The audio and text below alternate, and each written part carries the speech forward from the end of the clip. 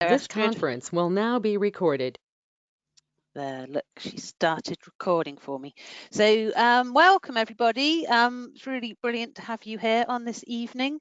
As Astrid's just pressed record, hopefully it's okay with you all. We're recording the session this evening so that we can share it amongst other people who aren't able to join, and so you can obviously watch it back at your leisure. So this evening we're fully embracing the webinar experience and connecting like-minded farmers from across different parts of the world, and appreciating it's perhaps a little bit later in the day for these webinars for some of you, and obviously quite early in the day for some of our colleagues from New Zealand joining us. So really appreciate it. But the session this evening is we're really focusing on some experiences from New Zealand, and we'll be hearing from 4 farmers who've been embracing regenerative diverse species leys and sort of regenerative grazing approaches, and the impact that that's had on their farms, on their soil, on their pasture production. So the session tonight is part of our Fabulous Farmers project, which is supporting the uptake of agroecological farming practice and delivering functional agrobiodiversity. And so in the Southwest, we've been focusing on herbal leys as a mixed crop, which is one of the FAB measures that we're really working to increase the uptake of. And so particularly in the Southwest, we've been running these learning network sessions in order to help increase confidence and knowledge around uptake of herbal leys and supporting farmers directly. So anyone who doesn't really know about the Fabulous Farmers project and is in the Southwest or Wales and is interested in knowing more, then do follow up with me afterwards. So why have we got farmers from New Zealand? But I was particularly aware that, you know, they've been embracing diverse forages and different grazing approaches for the, you know, for good many years now, particularly in the face of sort of changing climate. And quite a lot of UK farmers obviously have been going and working in New Zealand and coming back and bringing all sorts of practices and knowledge and back to their own farms and starting to implement it. So I thought it might be a really nice opportunity to hear a bit more directly from some of the New Zealand farmers themselves.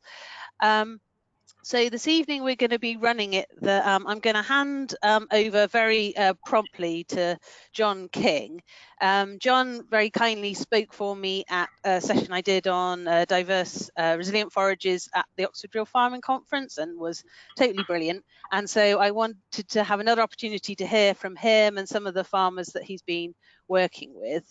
So John's been working in Australia and New Zealand for the last sort of 20 years, boosting confidence and skills around regenerative and holistic farming practices. And so the 4 farmers today are farmers that he's been working with, and each of them are going to speak for around 10 minutes or so, and then hopefully we'll have a good half hour at the end for lots of discussion. And you'll see through, I don't know if you're that familiar with this GoToMeeting software. I have to say I'm not massively familiar with it, but it's quite simple. So there isn't any hands up function, but there is a chat function. So Liz has already discovered that. And so if you can, if you've got questions, either just pop your name in the chat, because it would be really good to actually have people ask their questions direct, so that we try and make it a bit more interactive. You know, turn your camera on, ask your question. So if you've got questions, just pop your name in the chat and we'll come to you. Or if you do want to write your question in there, then fine, and you know, I can either read it out or get you to read it. I think probably in the to save time, it probably is best if we leave as much as we can to the end. But obviously, if there's points that you'd really like some of the guys here to clarify on this evening, then you know, we can butt in as needed. So I think that is about all I need to say from me. So questions in the chat. Obviously unmute yourself if I call your name. And so, yeah, I'm really excited to welcome John King and Mark Anderson, Josh Bradfield, William Innes, and Hamish Bellasky. I probably said all of those wrong, but I'll pass straight on to John and we'll get going. No worries. Thanks for that, Kate. Astrid, do you want to make me the presenter so I can share my screen? I'll just throw up some slides and we can just go from there. So yeah, I'll do that now. Cool. So 2 seconds, sorry. It's all good. We'll just roll on with this. And yeah, so welcome everybody. It's 7 o'clock in the morning here, so it's a wee bit later in the day for you guys. And of course, you're able to go to the pub, so we really appreciate these days. So we really appreciate you turning up and showing some interest in what the New Zealand farmers are up to. And when I can share my screen, sorry, John, it's just my screen is just frozen typically, so right. it's just taking a bit of time. 2 seconds. That's all good. Nothing like a bit of a technical hitch there to blow the wind up everybody's skirt first thing, isn't it? So yeah, we'll just see so what happens there. That should be working now. So if you just press that screen button, it should work fine. Okay, let me just see if this is going to rock and roll. Alrighty, so let's pull that up and we'll go from there. And now I just need to shift this over.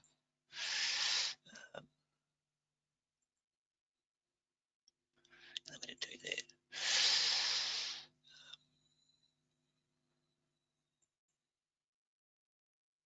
Cool. So I hope everybody can see that, and we can just go from there. So fantastic, great. We're ready, rock and roll. Just the setup here is a wee bit different to what I've been used to over the years. All good. So what I thought I'd just do is just give a bit of a background and a wider background about where sort of the regen movements come from. And we're quite aware that the UK is going to go through, UK farming is going to go through some changes very soon with the subsidies coming off, and that happened in New Zealand a few years back. And I'll just see if we can get things to move along here. So good. And so what we've got here is that back in the mid 80s, we had quite a shift politically in New Zealand, and of course, the UK had something similar.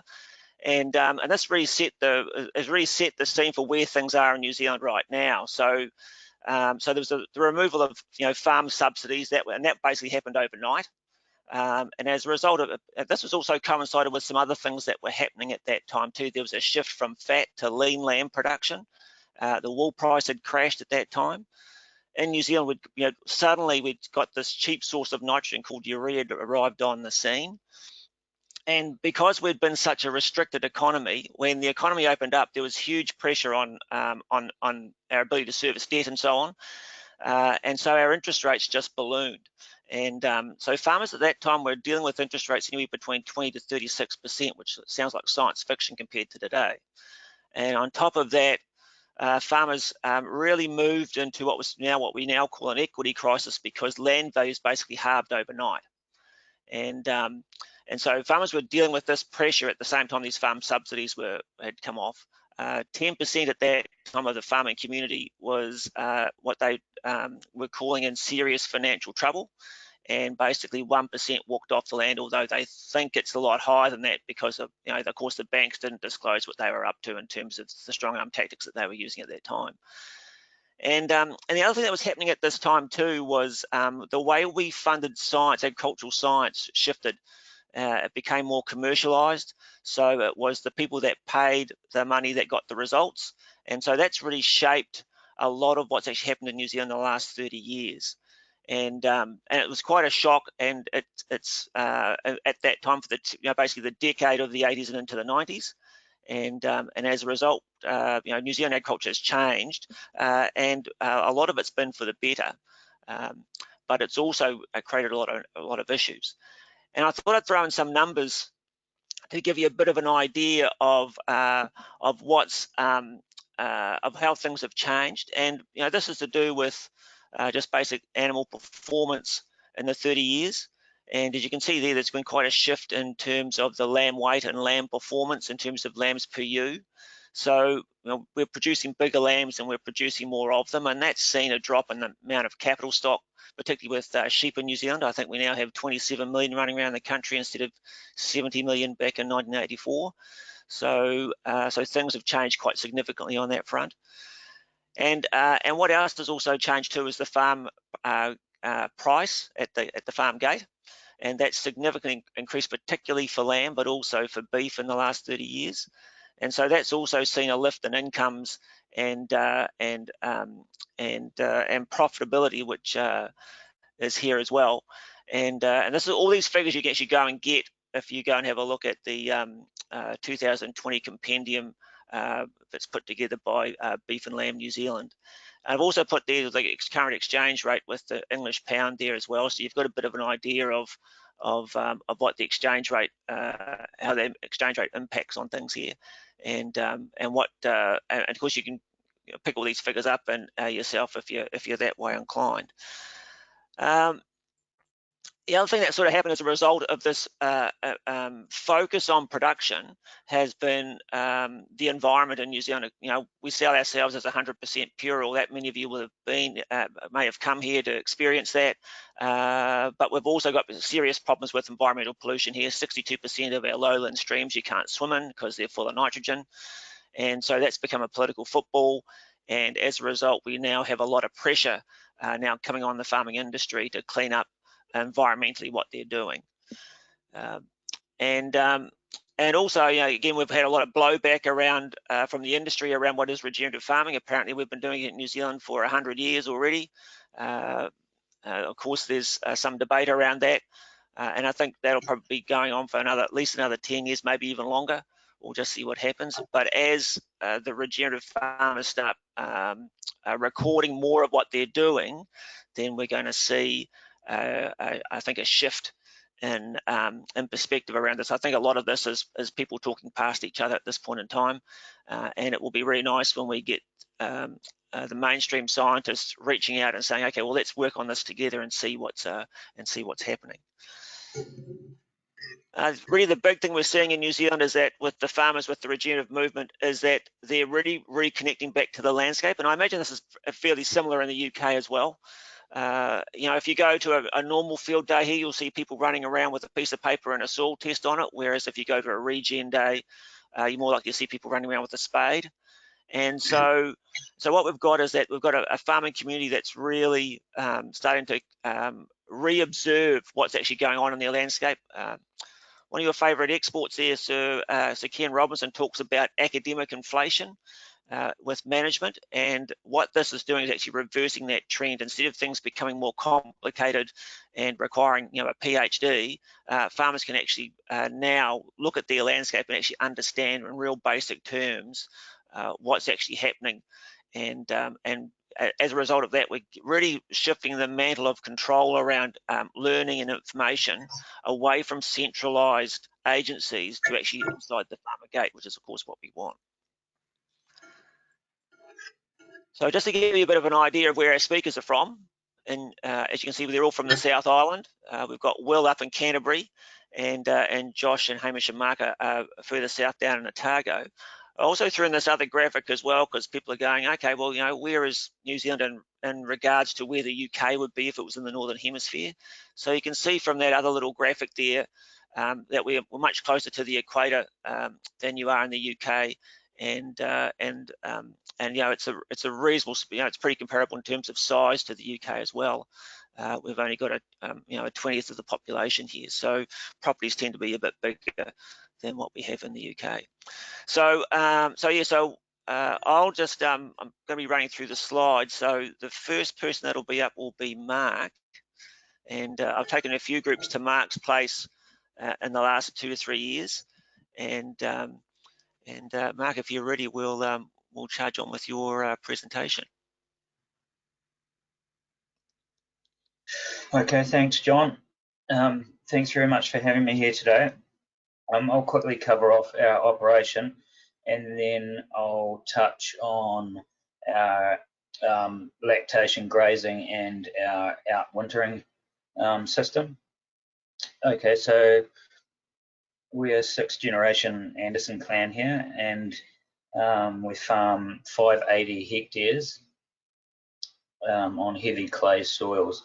We're milking 700 cows, and we have both classes of younger stock here as well on farm in a self-contained unit. At the moment, our young stock are all running together the two classes in one mob on a rotation. Okay, so most of our major changes came from 2017 onwards. Yeah, really with the adoption of the soil health principles. Meeting Christine Jones, Colin Seiss, hosting Ian Mitchell Innes on farm in 2019, and gaining the coaching and mentoring of people like Siobhan Griffin and Integrity Soils, especially Michael Cashmore and Nicole Masters, that's greatly helped us excel. And yeah, so some of those people will it'll be similar with some of the other farmers on this call today. So the other major changes we made was moving to 1 milking a day. And that was really to focus on animal performance and mob or amp grazing. So we receive around 800 mils of rain here annually, and we grow approximately 12 tonne of pasture per hectare. So milking, we milk for approximately 9 months of the year. And we're trying to increase the residuals slightly every year with our grazing management. Just trying to raise them an inch or two each year. We stick to approximately a 30-day rotation or recovery period. So yeah, and we try to lengthen that out in summer to maybe 40 to 50 days, because we get summer dry here. So yeah, it's really important that we get that round length, that recovery period out longer. So rewind a little, and at the peak growing season, we are speeding the round up slightly, and we're mobbing the cows tighter, but doing more shifts. So sometimes up to 6 shifts a day. And then when feed is abundant, we either take some of that out for deferred grazing or to cut as silage. Yeah, in the last 2 years, we've really been laying down the excess pasture litter on the soil surface for approximately, I guess, 3 to 4 of those total grazings per year. So if we're on a 30-day round, we're laying down litter for 3 to 4 of those 9 months milking, if that makes sense. And I think as we increase pasture covers year on year, I think we could do this. We could do this a little bit more often. That would be our goal, to return a lot more biomass to the soil surface and create that circular system. So this is where we're seeing the increasing soil organic matter, increasing root depth, better water infiltration. We're seeing the minerals become available in the soil tests without adding the minerals. We're seeing the worm counts increasing. So in some circumstances now we're up to 85 worms per spadeful. And keep in mind that around 45 worms per spadeful equates to around 2 tonne of worm per hectare. So yeah, worm counts are increasing. Pasture diversity is increasing. Yeah, touching on that, there was a paddock we sowed in 2017 with 8 or 9 species, and that was a mixed herbal ley with minimal ryegrass. That pasture we've managed differently from that day with mob grazing, and that pasture now has 30 plus species in it. So we're seeing these species volunteer back into the sward just with longer recovery periods. So yeah, that's pretty cool. We also see potassium triple. The rooting depth is getting down to the clay base now, and yeah, we're seeing these minerals become unlocked or available through increased soil biology. So we're really trying to maximize solar energy.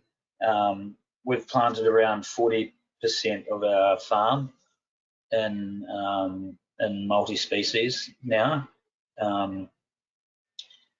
We think we can actually increase diversity in our pastures just with longer recovery periods. So that would be an aim for us to leave the tractor in the shed more and just manage our pastures better with longer recoveries to hopefully see some more of this volunteering happening in the pastures.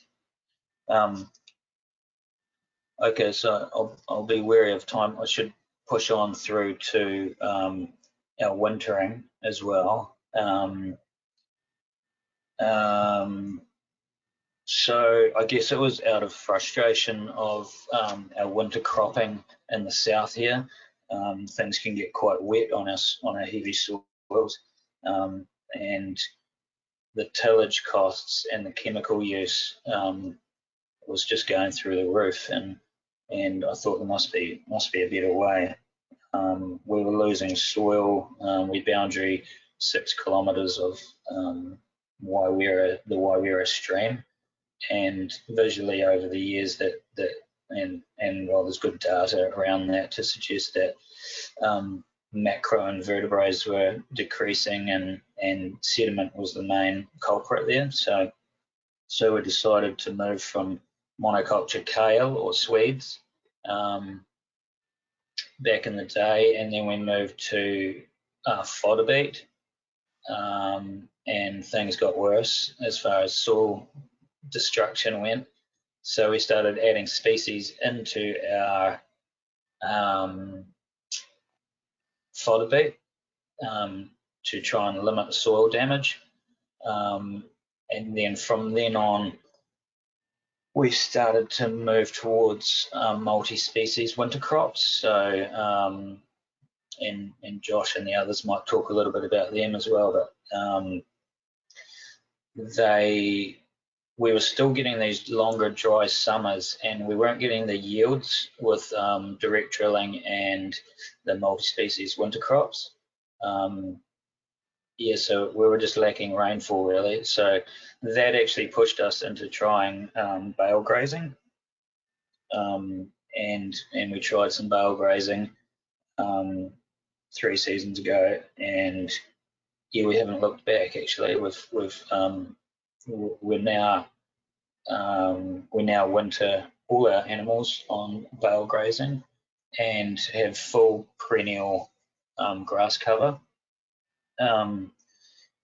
We do have winter pads, which my father built years ago, and that's basically a barn without concrete. So it's without a roof. So it's literally bark chip on the soil on the ground, and then sawdust on the top to protect the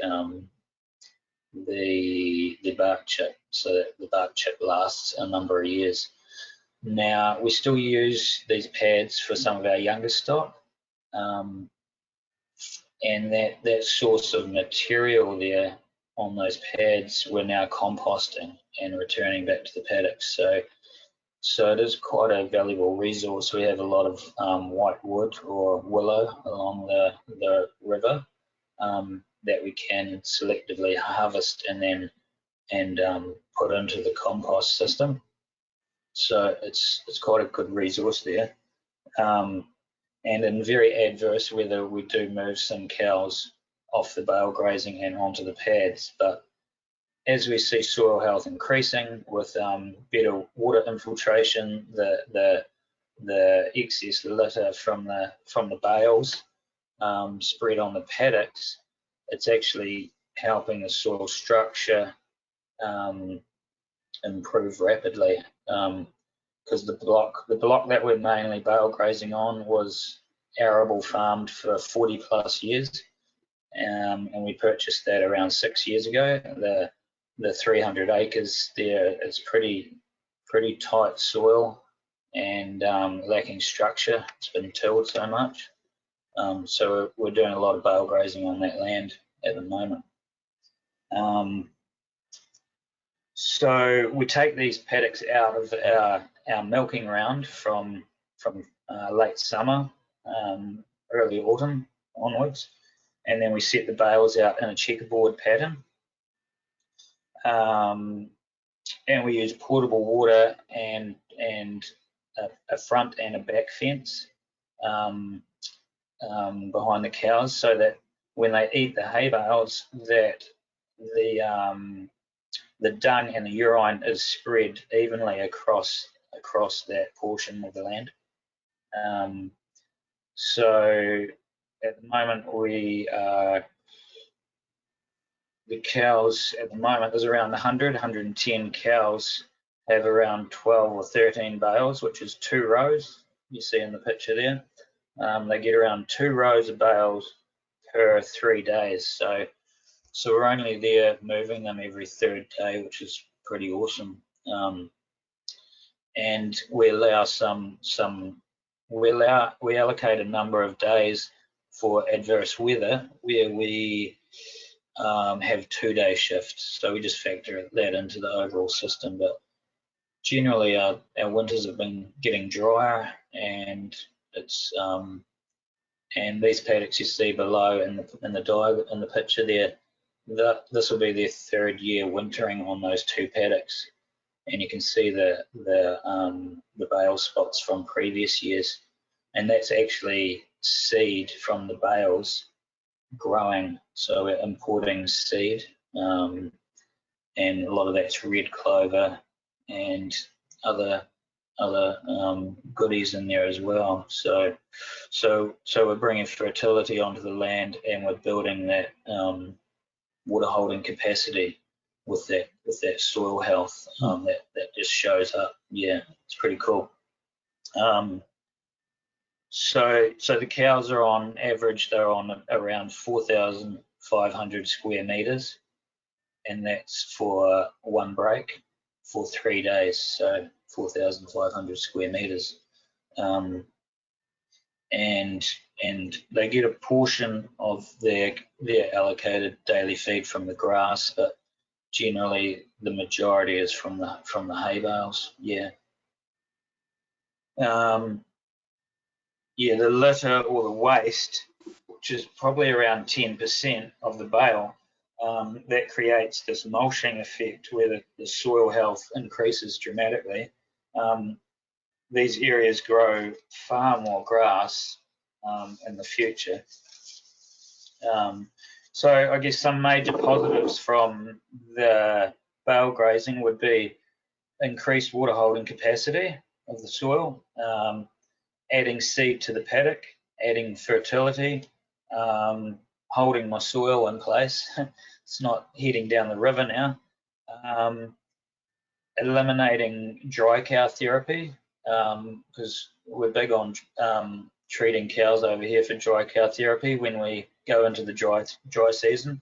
So we've eliminated that because they're now spending time on a clean surface. Yeah, there's so many benefits to list. I guess it's easier to observe the stock as well, and we've eliminated huge hours on tillage equipment and burning diesel. Yeah. So I guess in this system, the animal health is greatly improved over the whole system. Really, we're seeing really really good savings to be had through the milking system and through this wintering system. I guess one thing to note is that we're still importing some of the hay, and that's not really regenerative. And I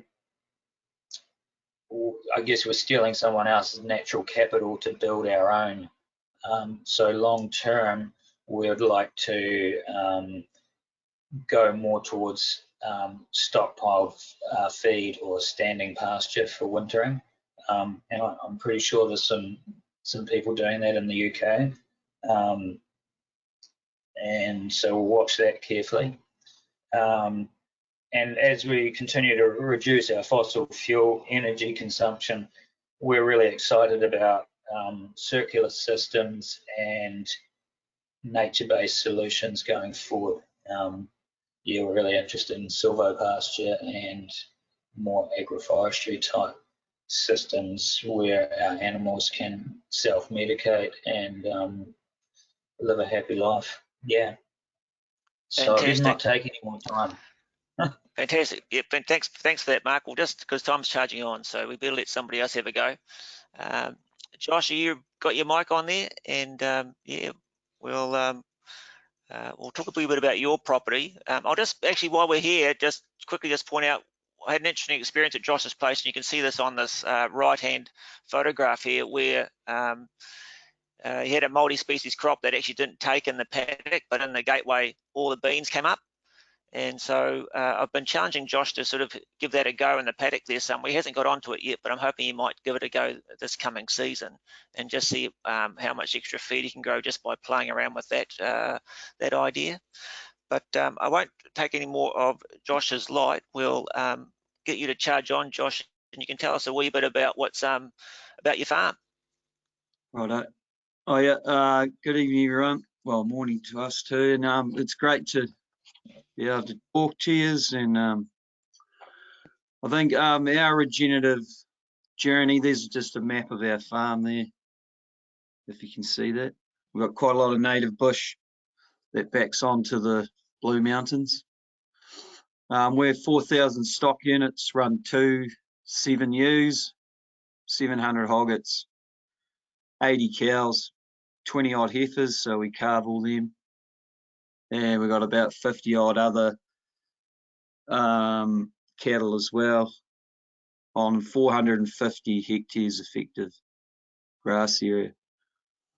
The biggest thing for us for starting our regenerative journey was being more sustainable, understanding the soil and pastures a lot more,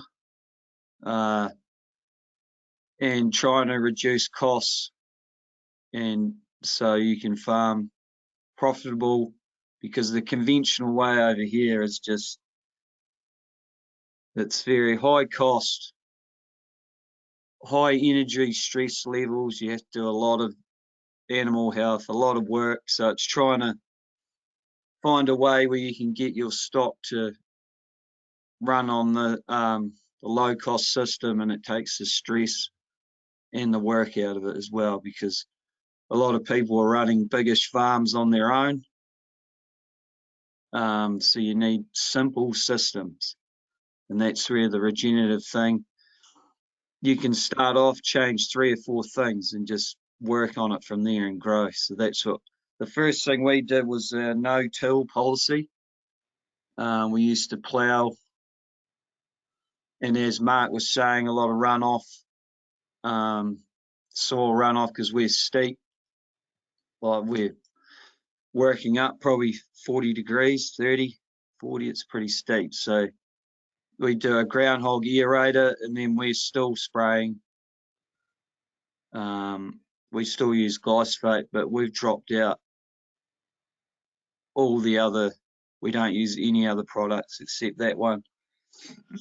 So we've taken insecticide out, we've taken Grand Star, all of those ones, and we use a fulvic acid or a herbicide to try and, it makes the glyphosate work properly, but it's easier on your soil. So we do that, direct drilling, and we've doing multi-species planting. So we're trying to reduce our crop as well. We used to do about 26 hectares, now we do 15. And that's because of mob grazing as well. So we run our tudus and ewes in one big mob for the winter.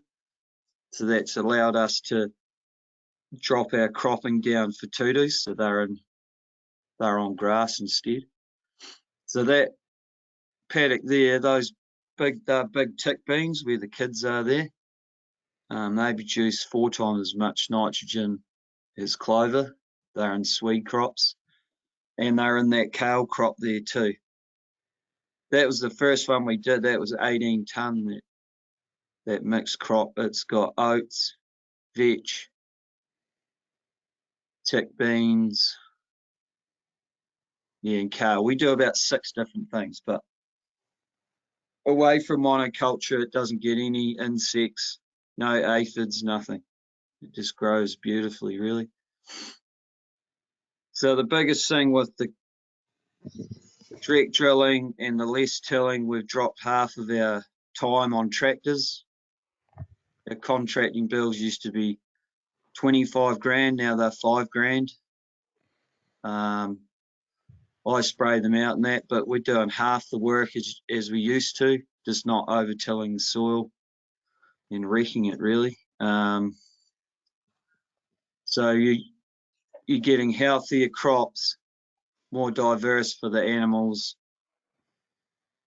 less work, and then where there's Phacelia in there, that's regrowth in the spring.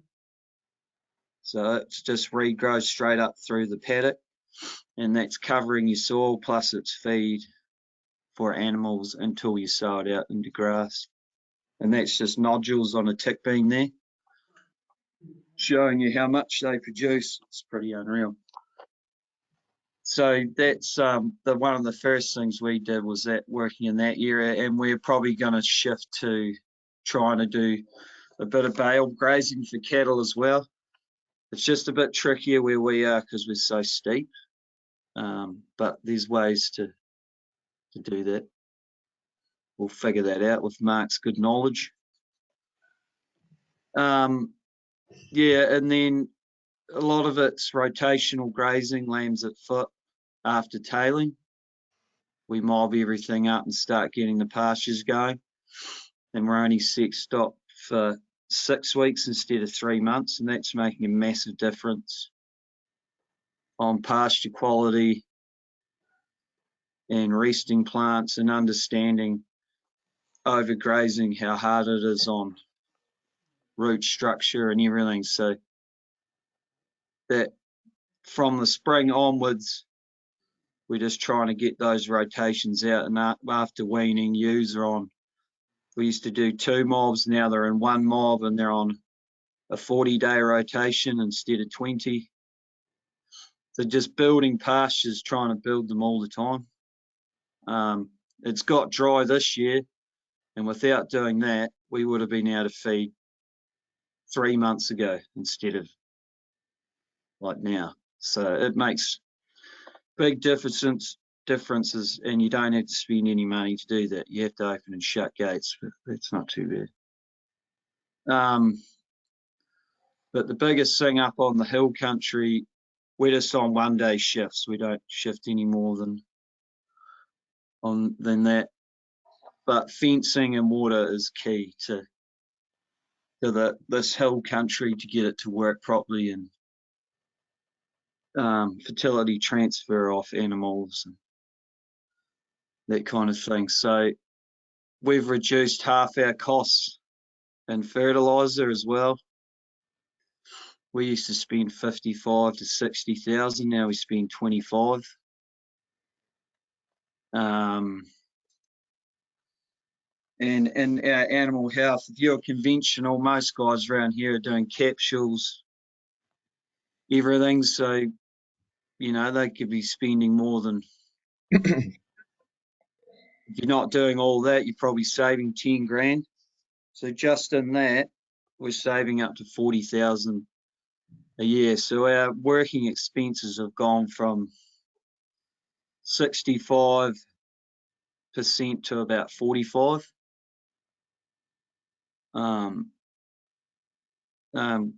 percentage, yeah, so over the year. So that makes a massive difference. Plus we're still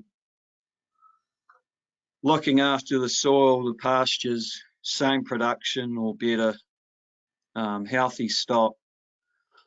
And a lot of it for the transition of going to these setups is mob grazing, less animal health, and that sometimes it can take a wee while for all this to start happening properly. You have to, you got to, if it's a big change, your animals might not like it for a start, especially mobbing up and that kind of thing. But ours are generally used to that anyway, so it works very well, and it keeps our costs down, our workload down. Yeah. Yeah, well, thanks for that, Josh. I mean, I think you're making some really important points there about, a lot of, because you're in the commodity game. I mean, I don't know if the UK farmers that appreciate this, but over 90% of what we produce in New Zealand, in fact, 95% of what we produce in New Zealand is exported. And because we're in the commodity game, the only thing you've got any control over is cost. So if you can get your costs down, particularly your direct costs, then that makes all the difference. So thanks for that, Josh. It's all good. Will, you ready to have a chat there, Will?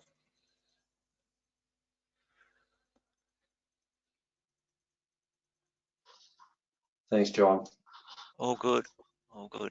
I'll let you just charge on. You're more than capable of introducing yourself, so I'll put up your first slide for you. Cheers, thanks for that. Good evening. My name is William Ellis, and I farm in partnership with my parents. Our farm is 990 hectares. 930 of that is effective. Based in central Canterbury foothills, mainly southerly facing, running 6,700 stock units. The altitude range from 400 metres to 900 metres above sea level, and our average rainfall is 1,200 mils. But for the last 2 years, we've averaged 850, so things are starting to get a bit dry, but luckily we're still getting a few showers and keeping ourselves quite green at this time. We run our farm predominantly as a breeding unit, as our climate is quite cool. We're a very summer safe farm, but we can get hit hard in the winter with snow and very wet and cold wintry blasts. 2,700 Romney ewes are with the ram at the moment for 30 days, and they average about 135 to 140% lambing. 1,100 replacement new lambs are kept, and we're hoping probably 400 of them will be above 42 kilos next week, and they will be going to the ram as well. We wean in early January and hopefully sell 2/3 of our lambs then, either as stores or as primes, and all other non-replacement lambs are sold by mid-March. The biggest aim here is to try and get everything off farm sort of before autumn to give ourselves a chance to get through winter with good covers. Otherwise, when we come to spring or late winter, we can get a couple of feet. Well, it used to be we used to budget for 3 decent snowfalls of at least 1.5 to 2 feet.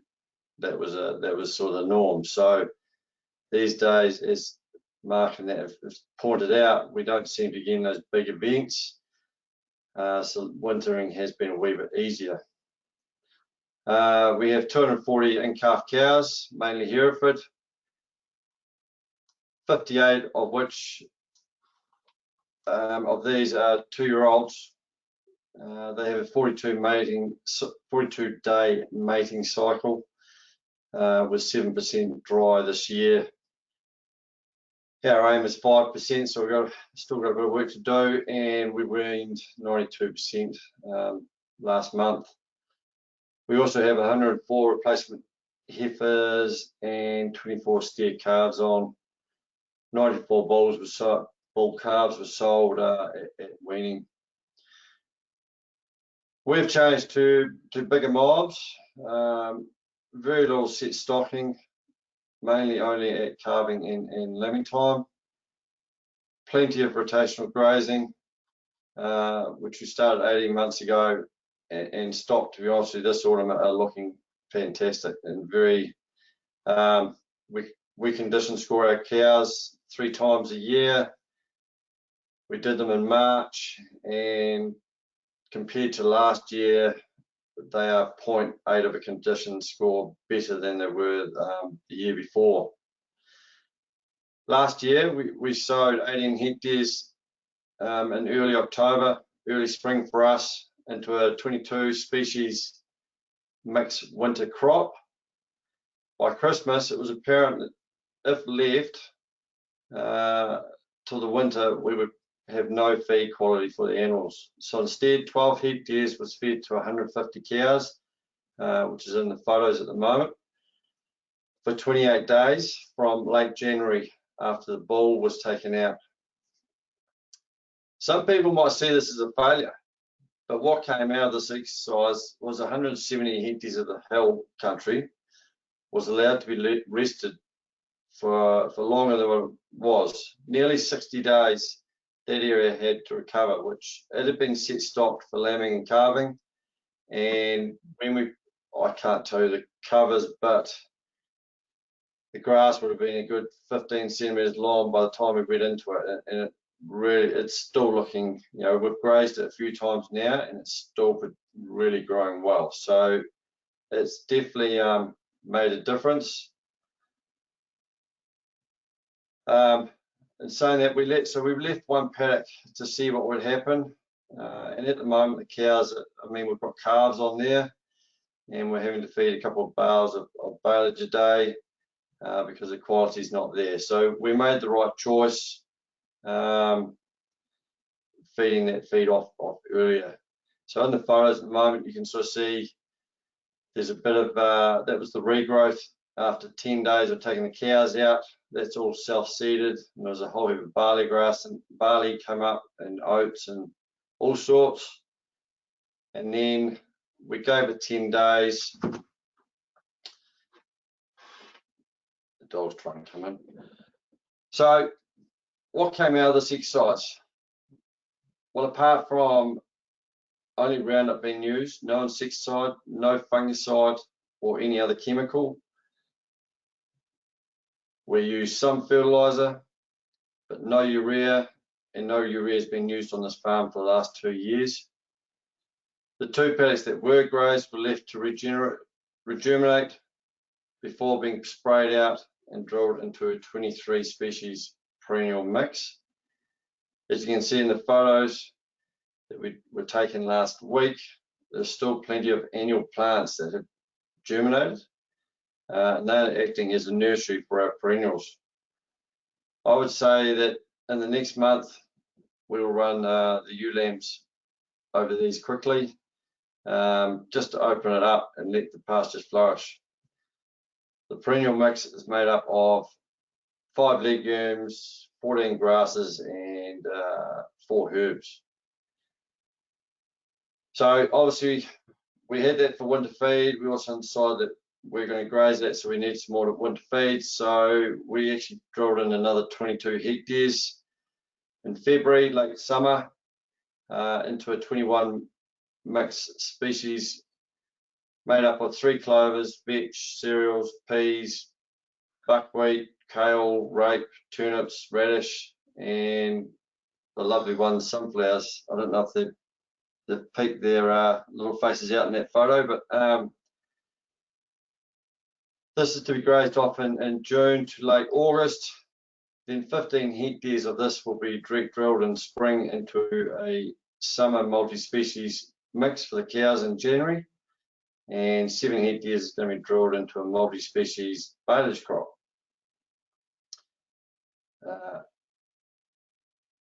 Can you keep moving those photos, John?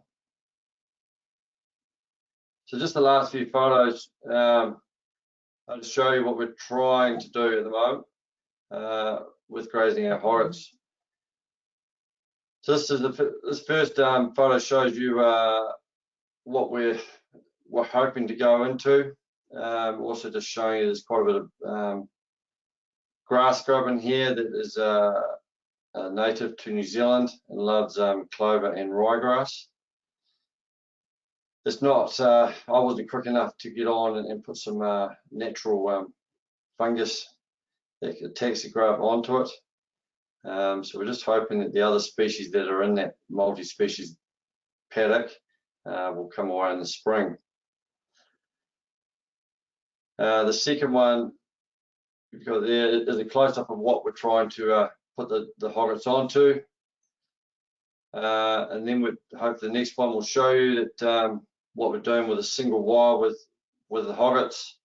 And in those blue drums, we've got just minerals, just sea salt and a bit of kelp just to help the animal health. And then the last one is just showing you what we're trying to leave behind. So my wee girl's shoes in the pasture there, just trying to give you a bit of an idea of, we are trying to leave the pastures a bit higher at this time. As I say, if we can leave a bit higher, we will go into winter a lot easier. But the other thing is, you know, I keep saying we hope to leave this because as in life, sometimes you don't always get it right. So that's sort of an overview of what we're doing. Don't want to take up any more of your time. Thanks for that, Will. That's all good. Hamish, you ready to have a chat with us?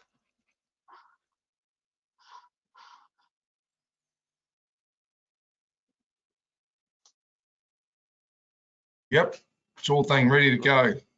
All good.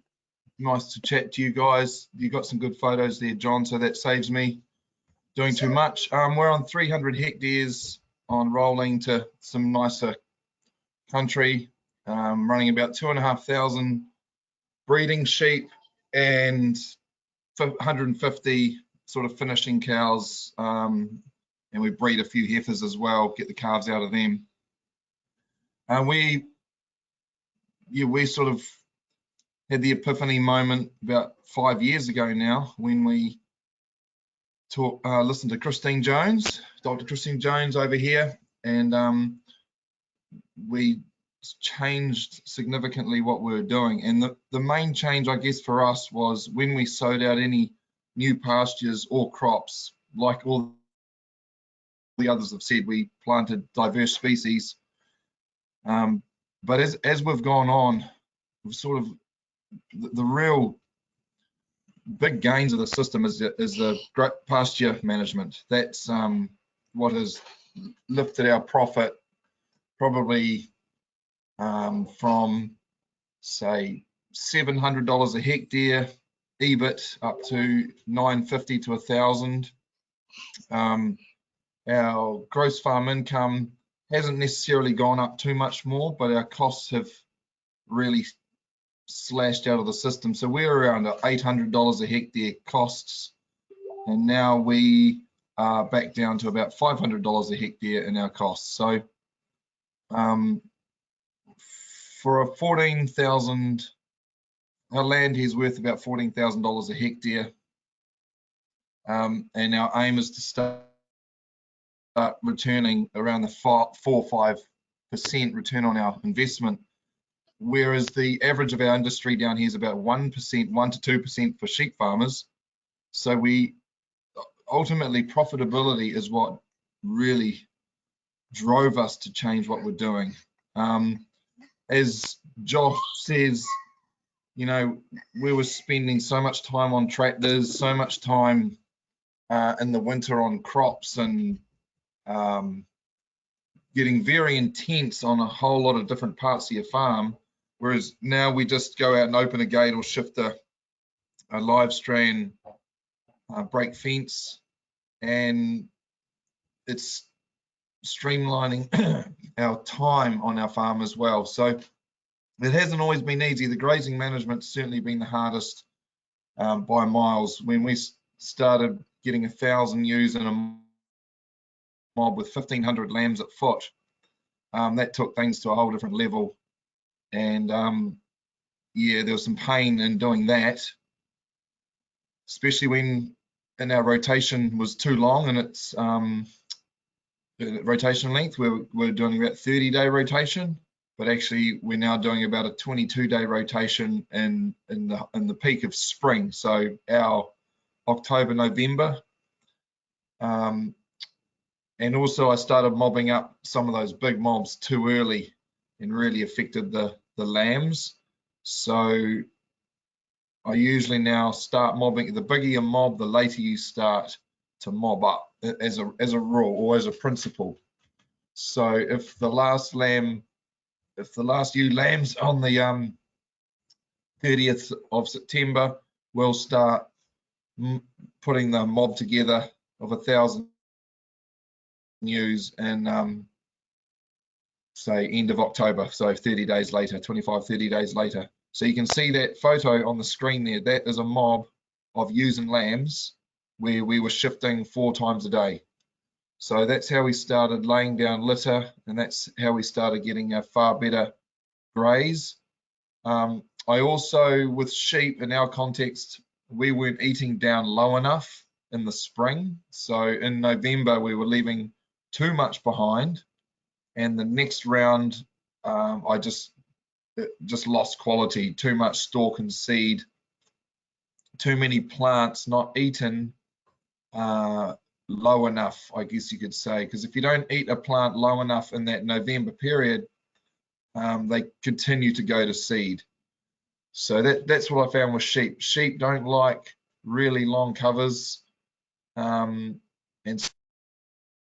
so we aim to go in at about 2,500 to 3,000 covers, whereas dairy farms, they, like Mark, he's probably going into 4,000 covers through the spring. And then once we get to weaning time, we have 2 mobs on the farm at that stage, the second cycle and the hoggets, the young sheep, which are lambing, they're in one mob, and the mixed stage older ewes are in another mob. And once they're weaned, the ewes that have been weaned go behind the second cycle and young sheep mob, and that, so the young sheep mob doesn't have to graze as low, and so the ewes can sort of reset, and the lambs on the other mob, you know, as many as we can are killed off mum to the works meat company. And then our aim here is to have all our lambs gone by the end of January. This year that they were gone by the beginning of March, but we've just realized that lambs are really destructive on your pastures. So in our context, if we have our lambs spread out, growing as fast as they can, they'll eat all your high quality pastures and clover to the ground, and then we turn dry and only the poor species are left, so they just start to dominate because all your biology starting to slow down, your nitrogen cycle starting to slow down because of the dry, and it really affects your pastures. So we want the lambs growing as fast as possible on mum, and then we want, you know, we're not worried about any big carcass weights. If we're killing around 17.5 kilos, we're happy with that because our cost of production is so low. We'll sell a few store lambs, around 30 to 32 kgs as well, probably about 20%. And all of our cattle, we very much try and stick to the pasture growth rate curve. So the 2 numbers that are probably key in our operation is what is our growth rate, pasture growth rate per hectare, and what is our eating demand per hectare. Now I've just got a simple feed budget, Excel spread feed budget, and so we're a bit different to dairy farms down here like Mark, where he'll make silage and then put that silage into lower pasture growth rate times. whereas we'll offload stock as fast as possible. And even this year, I thought we had it pretty good, but we didn't offload fast enough, and our pasture covers are only 1,800 after we put some nitrogen fertilizer on. Like I say, it's the first time we've used nitrogen fertilizer since we've been here, but it's a tool that we can use, and we're not restricted by rules that can sometimes crush your business and your operation. So we need feed to feed our stock well. But we're at 1,800 covers, and we want to be at 2,500 covers by the 1st of May. So we're a long way behind. We'll graze out some of our young stock, but the average pasture covers around here at the moment would be 12 to 1,300, if that. It's pretty dire. So I think that's about it. Just getting that grazing management right has been the biggest breakthrough for us on this operation, and we got it wrong a few times, and there was some pain had, but when you get it right and your animal performance just thrives, and you increase your pasture production by 30%. You know, when we first bought this farm 7 years ago, we're in an equity partnership. We were growing 7.5 tonne, and now we're up to 10 tonne. Last year we did 11 tonne, and like Mark said, we do a lot of laying down of litter where we can. When the pasture starts to beat us in the spring, we just defer it and stockpile it instead of making any supplementary feed. We might make a bit of hay, and and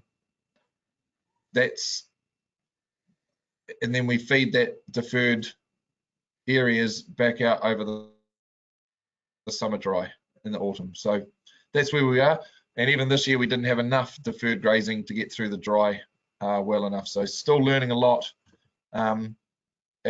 Again, our stocking rate is sort of top 20% for the area in terms of we're about 11 to 12 stock units per hectare, and the average for the area is about 11, 10.5.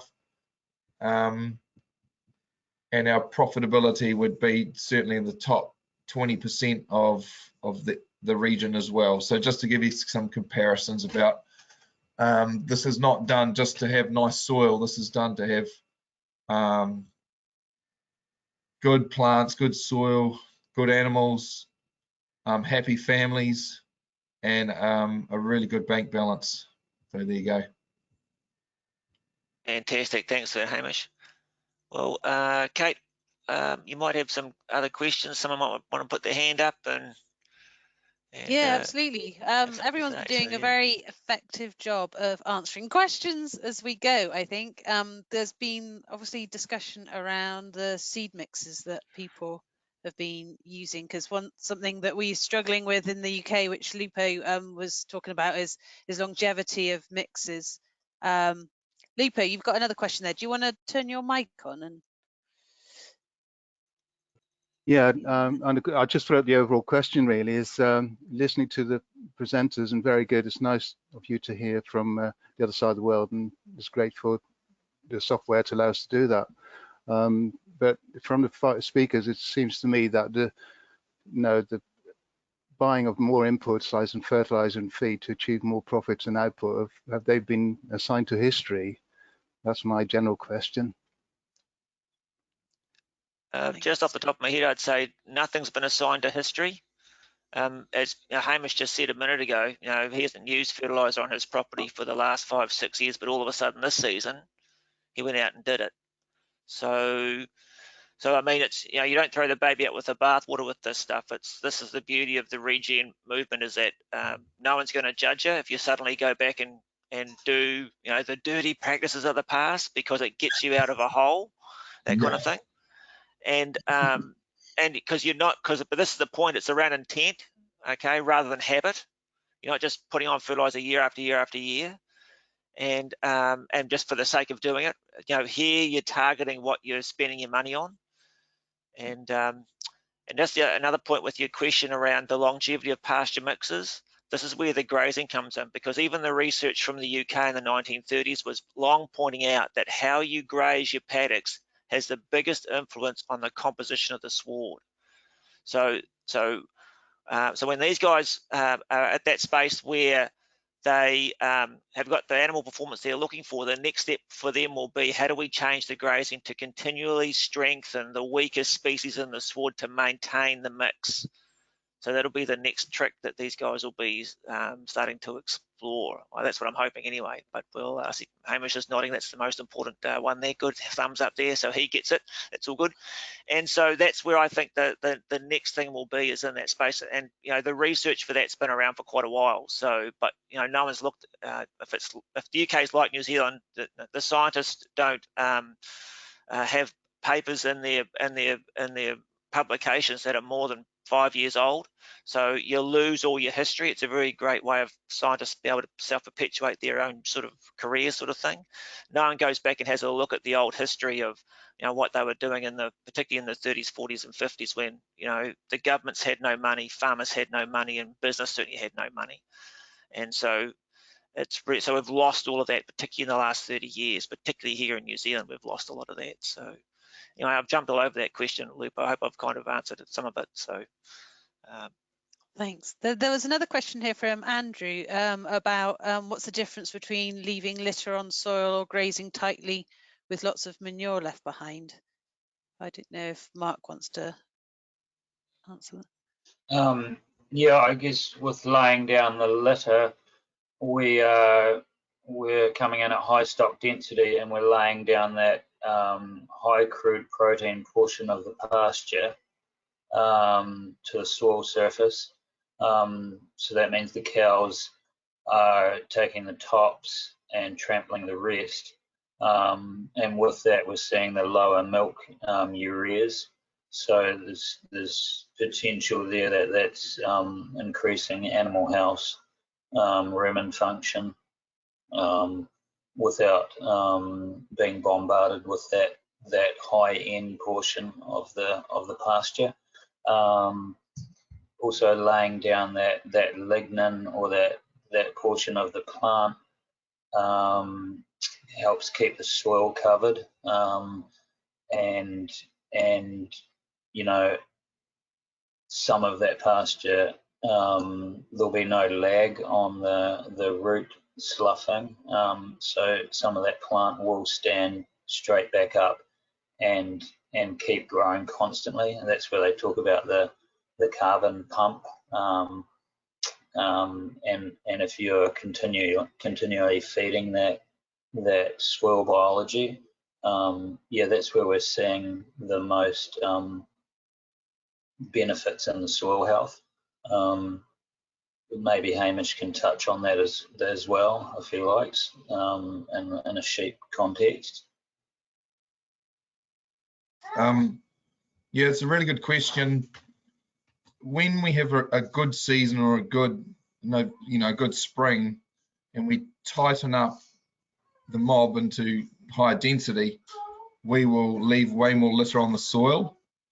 But what I'm finding here is we can only do that at times. Like if we have let's say we have a wet summer. Well, we haven't really had that since I've been here, but when you grow a lot of grass, you can afford to lay down litter, and it's like just laying compost on your soil.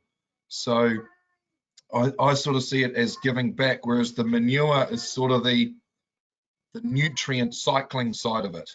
And so where you can, if you lay down litter, it's like after our deferred grazing, a lot of that litter is trampled because you're going into 5-6 ton of pasture. And look, 30-40 days after you've grazed it, it blows my mind on how it responds, how it grows, and how it protects all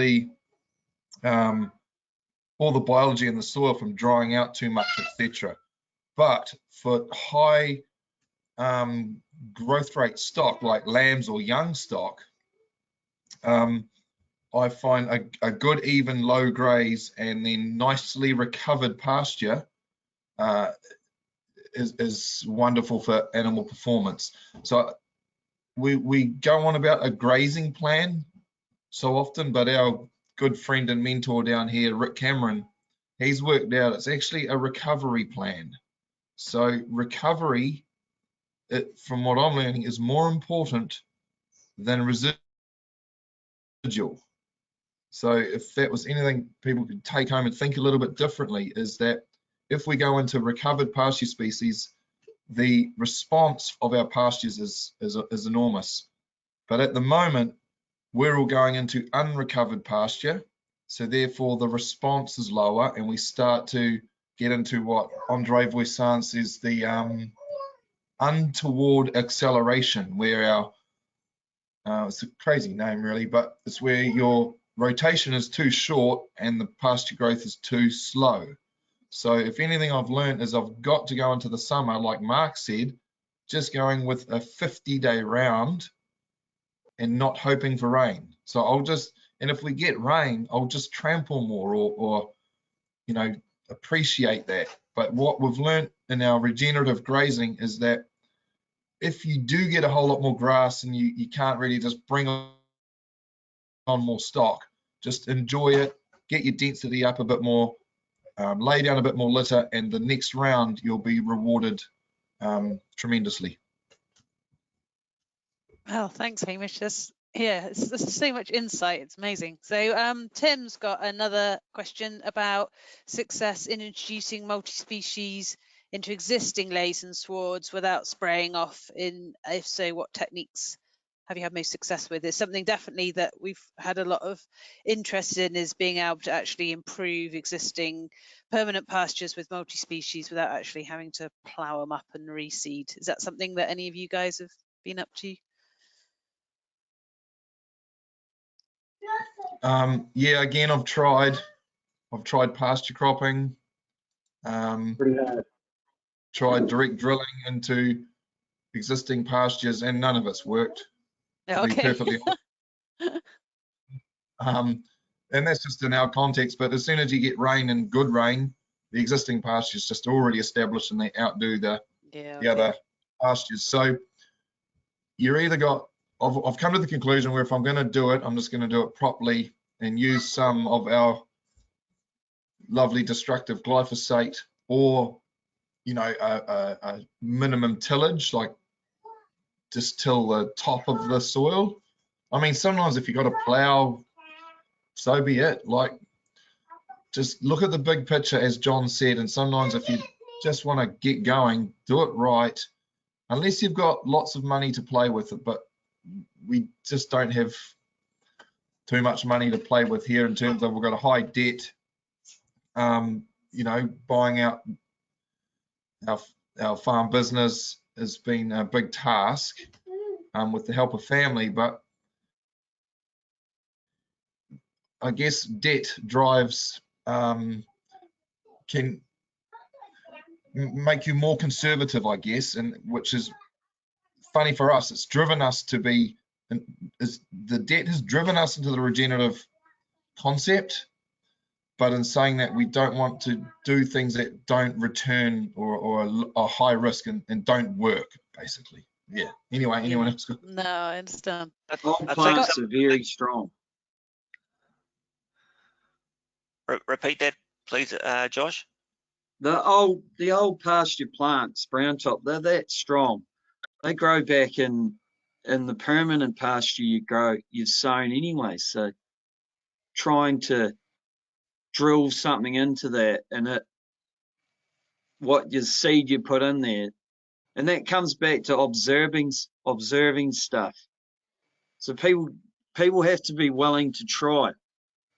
Like, people can ask heaps of questions, but at the end of the day, you have to be willing to try things yourself and actually observe what you're doing and seeing if that's working, or just making a decision and doing something with the pasture or a mixed crop or something, and then you'll build from there.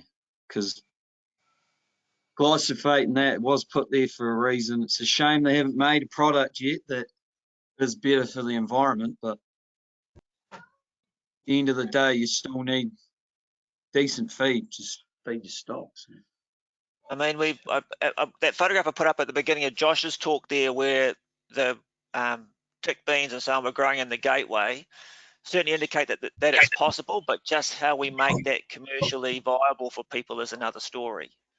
So the potential is certainly there. And like I said, you wouldn't use that feed for the winter. You'd use that in the autumn to hold your animals back to grow more feed across the rest of the farm, because it's only going to grow to knee height if you're lucky. So whether it's, again, commercially viable is another issue that we really don't know yet. So that's why I'm kind of elbowing Josh to go give it another go, even if it's just a single drill width up the middle of a paddock to see how it performs versus the rest of his paddock, that kind of thing. And it's coming down to the fact that a lot of farmers are now too scared to make mistakes, and so when we do that, we stop learning. You've got to have the freedom to fail. And so that's why one of the things I end up talking about is how do we create little experimental areas where farmers can try little things that big enough to see a difference, but not big enough to make a difference, to give them an indication of what they should scale up. And Hamish was mentioning Rick Cameron a minute ago, and he's very, very good at that. And that's what he's spent the last 45 years doing. So and so he's really inspiring a lot of these other farmers to give that a go. I'll give you an example of our neighbours, very good farmers, conventional, use everything, your ferret companies and animal health, they use everything. And they don't grow any more grass than we do. And we use half as much product as them. And then with the regenerative stuff, it's given us more options. So not just what big companies are selling, it gives you other options. So all their crops have been annihilated by aphids this year, 100 hectares. They spray it, that doesn't work. They spray thistles, that doesn't work.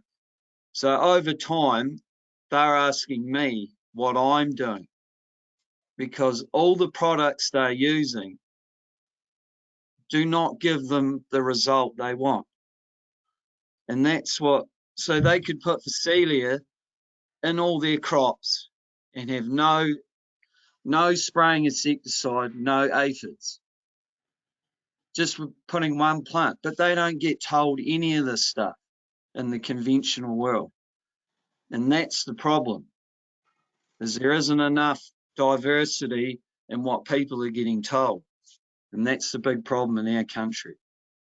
So they're not building confidence from seeing what you're doing? Because Clyde well, they are slowly, but they they would still rather talk to someone else. But they're so stuck in the way of farming. Okay.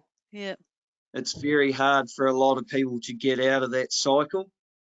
Sure. And it is hard to make big changes because, well, you've done something for 50 years. It's tricky. I have that argument with my father every day. But, yeah.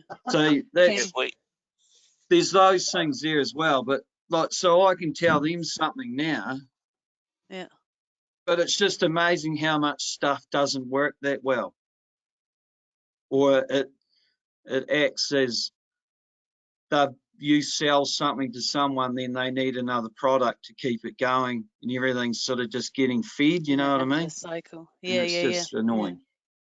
Yeah. Okay, we got loads more questions. We teach people how to do things rather than how to change things, and so that's why so many questions struggle with what question do I need to ask to make the next move.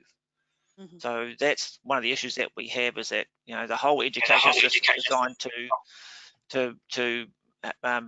tell people what to do rather than how to question stuff. Sure. Okay. So we've got a question from Matt about for those of you who are running both sheep and cattle, are you grazing these on separate rotations, or use the cattle mob to mop up residuals after letting the sheep have the first bite? So how are you working the two groups? They work together. Sometimes I actually couldn't find a photo, but last year we actually had bulls and hoggets in the same mob running behind one wire. It looked very funny when you had bulls, taller than me, looking at this wire that was below my knee, and the sheep could look underneath it, but both of them wouldn't touch the wire. You take one of those, take the bulls or the lambs out, and next minute, yeah, the wire disappears in their eyes, and they'd walk over it. So,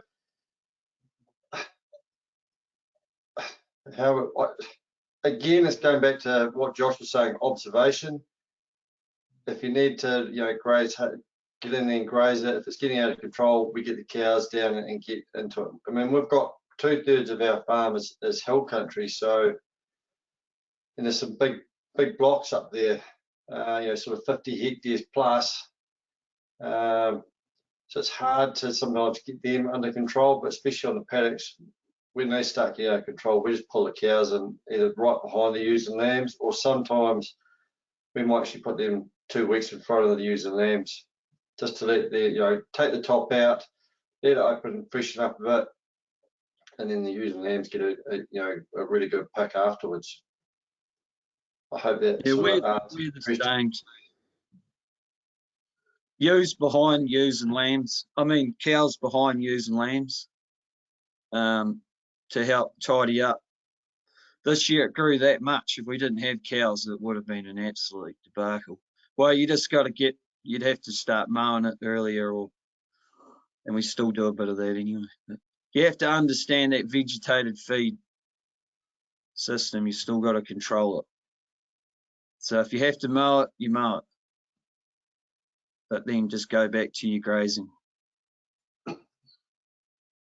It's that flexibility, isn't it? It's having all those options and being able to understand how to make that choice seems to be how you're making it work. It's having a selection of different options and deciding what's the best at that time.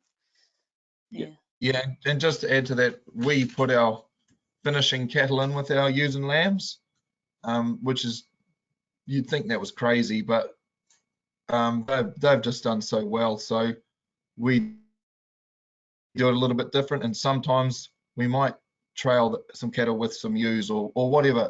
It is observation, but it's just doing something. So many people talk about it, ask questions, and then they go out on the farm and they just carry on. So that's the key, is just do something different, and then you'll learn from that, you'll adapt to that, and then it just goes from there. The reason why us four are on here is because we've all supported each other to get to where we are. But along the way, Plymouth 3 years ago, I could have easily just said this is way too hard and just gone back to what we were doing. So the support of your local farmers and even, you know, people like yourselves, Kate, and that, who the Soil Association, are absolutely crucial for the success of this change. Thank you. Thanks for that statement. Yeah, I mean, I think that's something we're trying to build definitely more through these learning networks and stuff that we're doing. It's just building that confidence and for people to feel like they can, you know, as you say, just be trying different things. Absolutely. So we've only got about 5 minutes left. Is there any other questions from anyone out there who wants to just turn on their mic, or anything particularly they want to ask or expand on? I know you've been great at helping to respond to things in the chat about soil carbon, about organic matter at depth and stuff, which is brilliant. Thank you. But any other points or questions for anyone else you'd like to? Hi, Kate. I just wondered if anyone had any comments about how maybe the mixed species pasturing with the cattle and sheep, or the longer rotations with higher cover had an impact on worms and parasite control in general. Thanks, Ed. Worms, definitely feeding more worms.